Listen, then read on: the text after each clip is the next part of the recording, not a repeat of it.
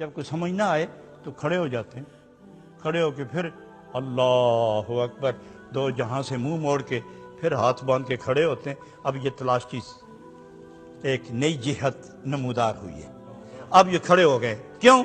اگر ہاتھ نہیں باندھتے، اللہ اکبر کی تکبیر نہیں چلاتے، خیالات ختم نہیں ہوتے۔ اللہ اکبر کہہ کے خیالات ختم کرتے ہیں، کانوں سے ہاتھ لگا کے جب ہاتھ باندھتے ہیں تو کائنات کی ہر شے دیکھتی ہے محبوب کی تلاش میں کھڑا ہو گیا، اب آواز نہیں دینی چاہیے، تو کوئی آواز نہیں دیتا۔ باپ بیٹے کو آواز نہیں دیتا، بیٹا باپ کو آواز نہیں دیتا، محبوب اپنے محب کو، محب اپنے محبوب کو۔ نماز میں کوئی ایک دوسرے کو انٹرفیرنس نہیں جائز، اس لیے کہ وہ ساری کائنات سے جو سب سے بڑی ذات ہے اس کے سامنے کھڑا ہو گیا، کو اس سے بڑا ہو تو اس کو بلائے،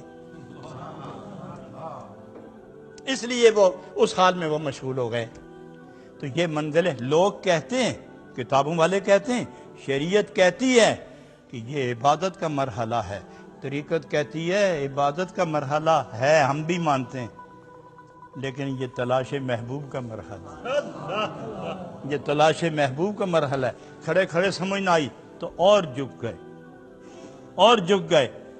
تو جب فرط محبت سے ندا دیتا ہے سبحان ربی العظیم، میرا رب پاک بھی ہے، عظیم بھی ہے، ملتا کیوں نہیں؟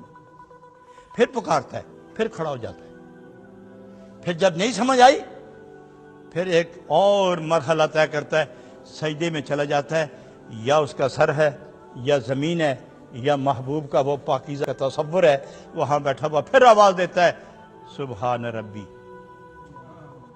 سبحان ربی، سبحان ربی۔